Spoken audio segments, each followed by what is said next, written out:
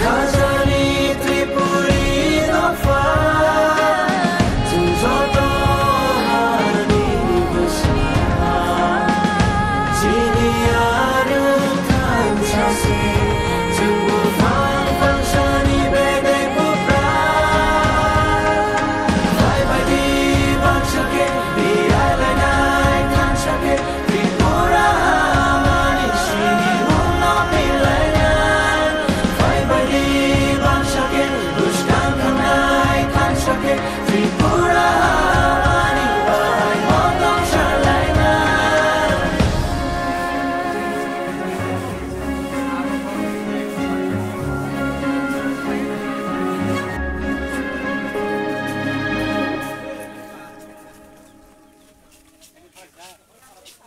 42nd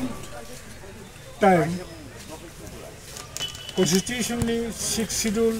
under 6th schedule autonomous district council formation ni सान mo salnorugi Tripura hante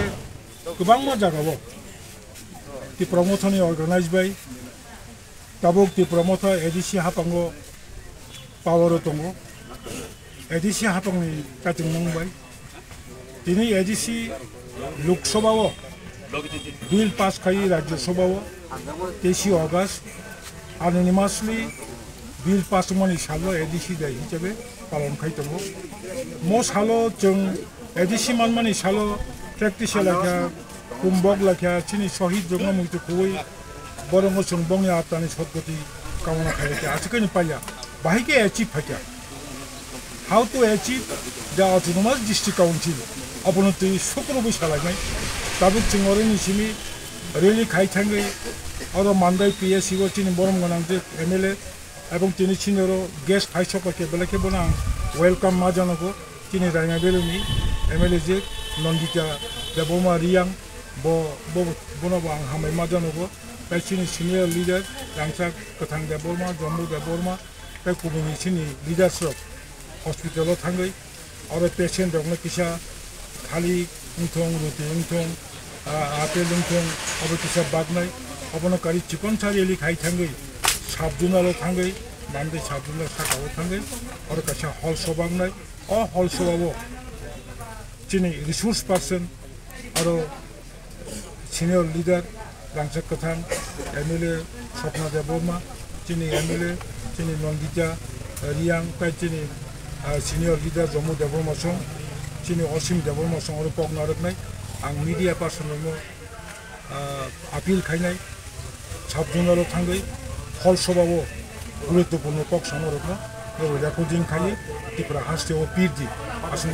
हामबाय जोंनि आरो पार्टी अफिसआव फ्लेग खामानि परे जों आरो मानबायो किसा फल फगला बागनानै रुगिरावनो हायलायके चीनी त्रिपुरा मथानि तरफ থেকে तामके एडिसि मानमानि सालो जतनो हम दतमनि बिसिंते तो पान्दा टक्लायनो दंलायो पान्दा खलायमानि बिसिंते जों ताइसा चुज खायनाका रुगिरावनो फल फगला बागान तीन मानदा पिएस बोसोरनि तो कम न 5-6 जन रुगि दङ हाय तामकांगा नगानानि हस्पिटाल बा serious condition है सिमी से बर्ती दंलायो नाके बा पर नायलाय नायजागे आउटडोर नायजागे सिमी नगो थांपायो फरजरा तंगो किंतु आरो थुया थांपायो ता जानजाने नगो दिननि हाय साले तिब्रा मथानि तिब्रा मथानि तिनाय जतो जागान पालाय जागे दंगो तिनि मानदायो से तिनि यांगो मानदाय साबजुनाल कैसा दंगो हाय आयांगो दागदो तिसा साबजुनाल कैसा दागदो साबजुनाल और 12टा एकटानि होते स्टार्ट दंनाय आरो कैसा दंगो प्रोग्राम ताबो एडीसी यांगो एडीसी प्रशासन থেকে बो आरो पालाय जाग दंगो प्रशासननि बादे न एडीसी ओताय 6टा ओताय कैसा पार्टी तिनो गासिबो कैसा प्रोग्राम दंगो अमाहाय कै जतो जागोन गोरों थायो पाय दं आं सुदु माननानि सिमी पक साइ दंगो तायको मानदाय से अमाहाय 4-5टा कैसा प्रोग्राम दंगो गांकाय अन्नानो जागाव जतनि विधानसभा केन्द्र बिटिक न अमाहाय कै चलि दं